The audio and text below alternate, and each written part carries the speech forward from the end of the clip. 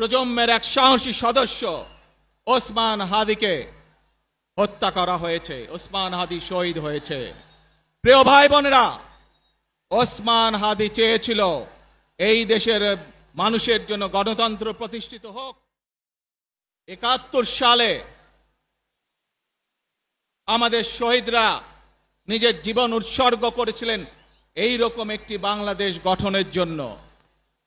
বিগত 15 বছর স্বৈরাচারের বিরুদ্ধে শত শত হাজারো গুম খুনের শিকার হয়েছে।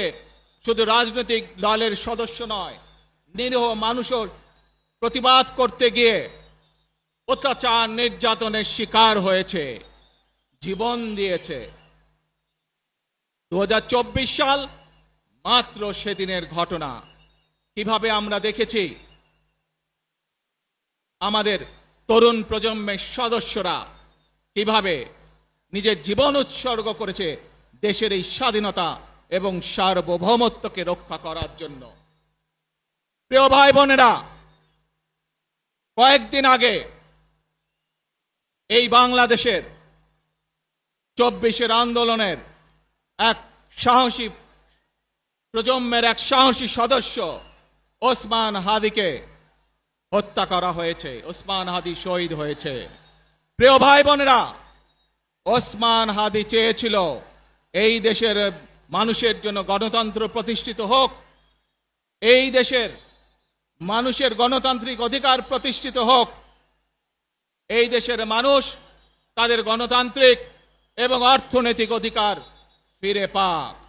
আজ 24-এর আন্দোলনে যারা শহীদ হয়েছেন, ওসমান হাদি সহ ৭১-এ যারা শহীদ হয়েছেন, বিগত স্বৈরাচারের সময় বিভিন্নভাবে খুন গুমের শিকার হয়েছেন, এই মানুষগুলোর রক্তের ঋণ যদি শোধ করতে হয়, আসুন আমরা আমাদের সেই প্রত্যাশিত বাংলাদেশ গড়ে তুলব, যেখানে আমরা সকলে মিলে কাজ করব, যেখানে আমরা সকলে মিলে আমাদের প্রত্যাশিত বাংলাদেশকে গড়ে তুলব।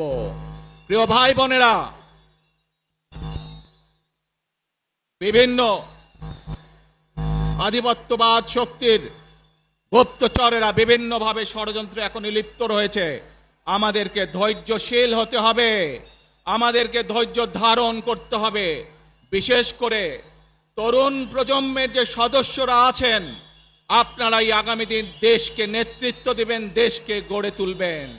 এই দায়িত্ব তরুণ প্রজন্মের সদস্যদেরকে আজ গ্রহণ করতে হবে, যাতে করে এই দেশকে আমরা সুন্দরভাবে গড়ে তুলতে পারি।